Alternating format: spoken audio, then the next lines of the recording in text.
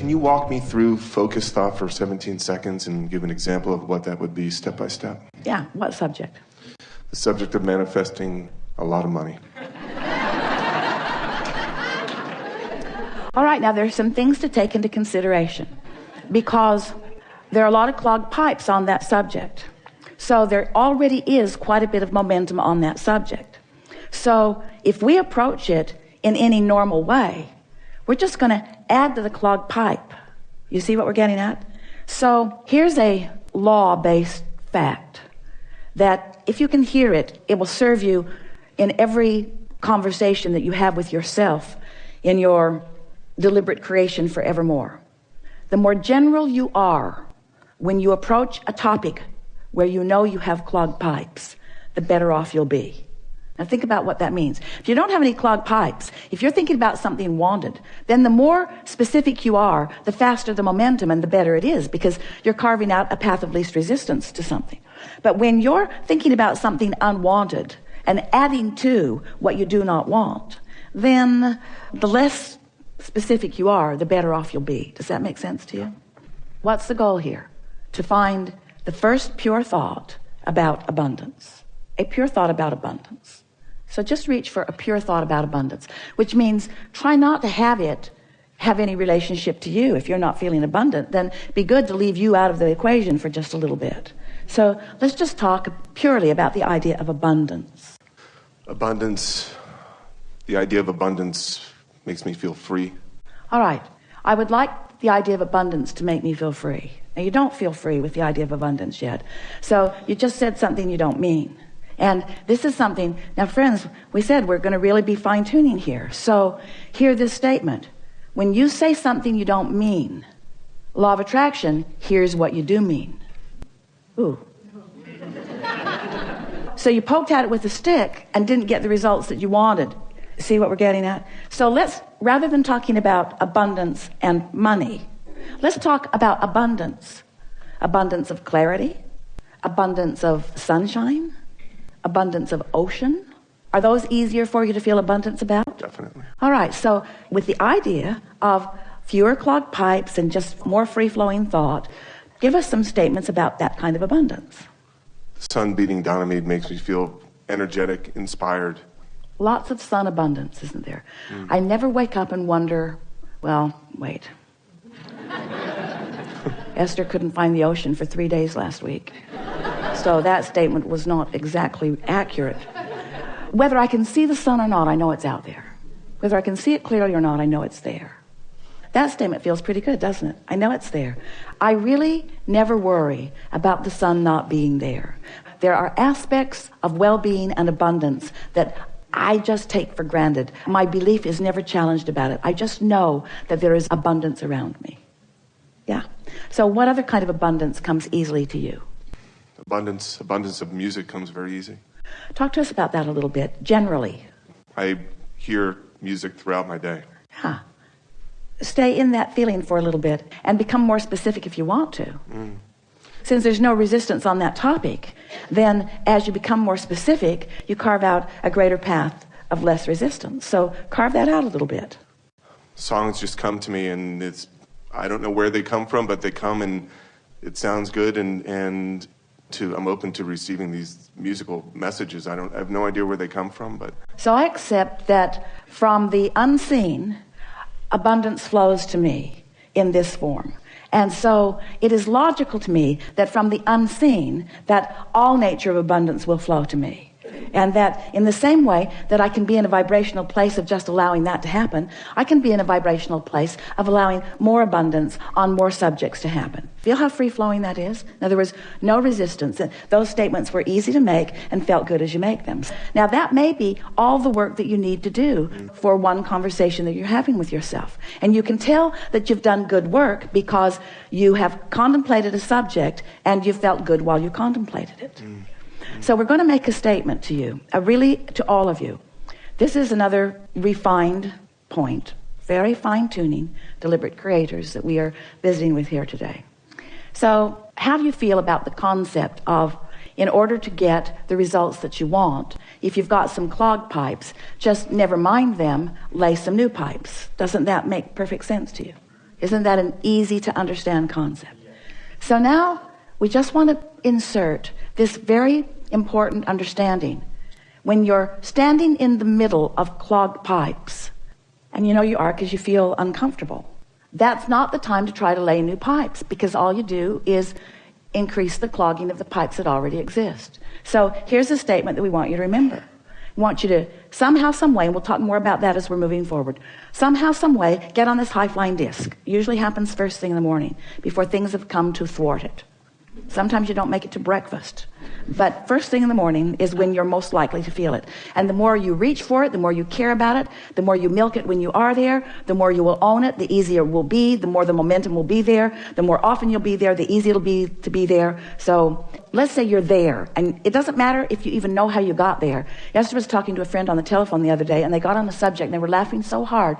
They were laughing so hard that neither one of them could understand what the other one was saying.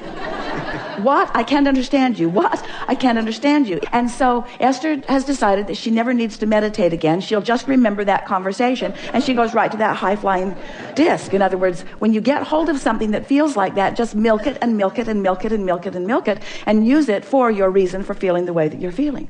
So here's the statement. We've been teasing you about it. It's time to deliver it to you. Do all of your laying of new pipes from your high-flying disc. All of them from your high-flying disc.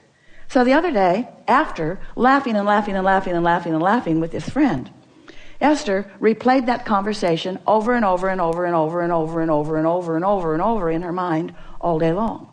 We'll tell you what they were laughing about. We warn you, you kind of had to be there. So they're talking about the same thing that you're asking about. They're reaching for high-flying thoughts. And Esther is saying, I've discovered that the more general I am, the easier it is to stay there. And so she was saying, I love words like clarity, and I love the feeling of invincibility, and I've got this pen that I pretend is my magic wand, and I'm just waving it around, and it feels like the entire universe is responding to what I'm asking for. And all I want to do is think about these things and talk about these things. Esther said, I'm afraid I'm becoming like a vibrational snob. Because I'm not willing to go to other less good feeling places. And her friend said, yeah, it's like others can't quite understand us. She said, it's like being in that room at the insane asylum. Esther worked at the state hospital in Blackfoot, Idaho. She knows that room. She's seen that room. So Esther began laughing. And then one or the other of them is talking about people walking by and hearing them laughing in there and saying, just leave them alone and don't get too close to the door. And then Esther said, yeah, and they'll slip food under the door to us. And her friend said, yeah, and we'll think we manifested it. So on and on and on and on. You've never heard two people snort more. So finding something like that, and milking it just for the fun of it, milking it just for the clarity of it, causes you to practice that high-flying vibration and gain momentum of that high-flying vibration and make it more likely that that is the high-flying vibration that you own. Make it easier to be there. So after that, Esther went to bed that night playing that over and over and over in her mind. She had a long conversation with her daughter Tracy, who was waiting to pick someone up at the airport, telling her the story and laughing and laughing and laughing and laughing and laughing. What fun it is to have conversations with those who, like you, don't mind being locked in that crazy room where you are not facing reality, where your undivided attention is upon whatever subject it is that makes you feel like that. So Esther went to sleep in that vibration. And when she awakened in the morning, such an interesting thing happened.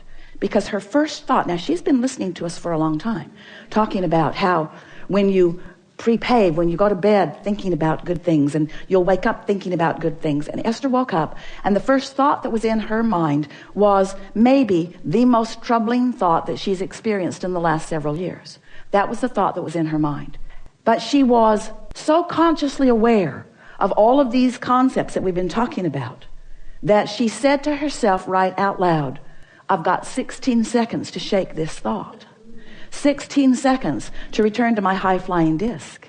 16 seconds to lay my new pipes about this subject.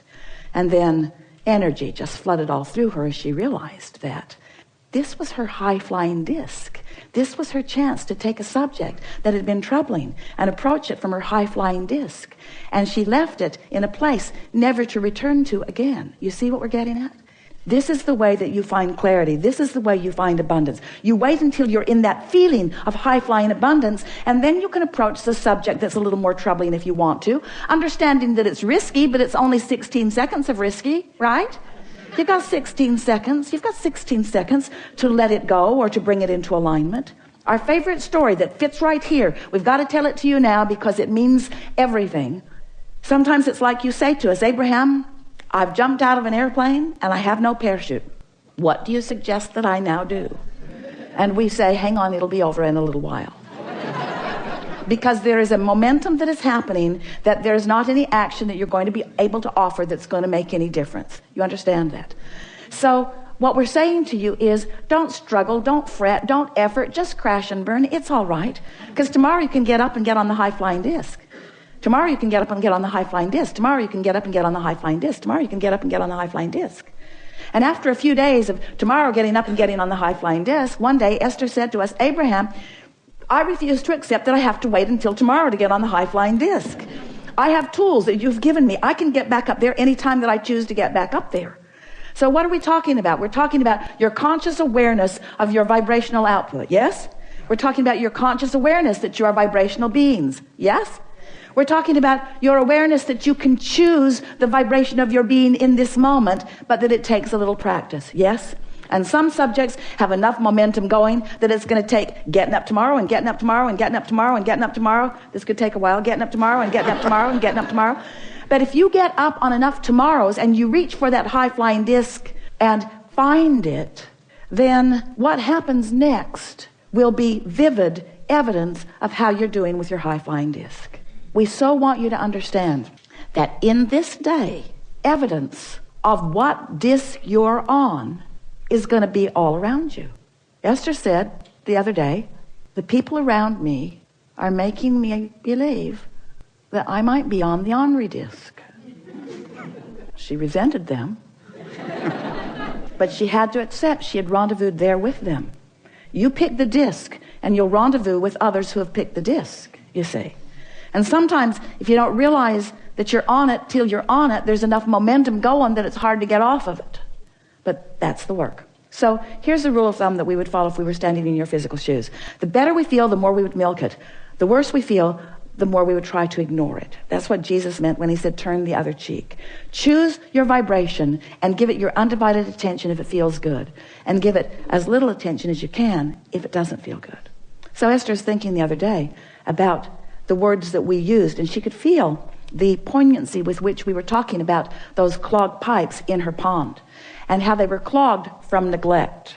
And Esther got this visual image of pipes that she's laid to all kinds of things, wanted and unwanted. And she's got open pipes to unwanted things and open pipes to wanted things. And what keeps them open? Attention to them. Attention to them keeps them open. She's keeping the path of least resistance open to wanted and unwanted things, yes? But if she neglects them, they just clog up from neglect. So it's a new, even better application of this clogged pipe analogy. What paths of least resistance are you carving open every day? I hate that guy. I've always hated that guy. That guy is such a pain. The guy dogs me. I think he stalks me. He's everywhere I go. I don't like that guy. That person at work is everywhere I go, always in my face. Who's keeping the pipes open? That's what we want to ask you. You are. You're always the one who's keeping the pipes open. So if you look around any environment, whether it's the environment of your memory, whether it's the environment of your work, whether it's the environment of your family, whether it's the environment of the people that you are moving through the freeways with, whatever environment that you're moving around in, you are the one who's keeping the pathways open. You're the one that gets to decide. So be more specific if it's a pathway you want open, and be more general if it's one that you would like to just sort of stop. The more general you are, the less momentum there will be. Helpful? Really good. Thank you. Yes, indeed.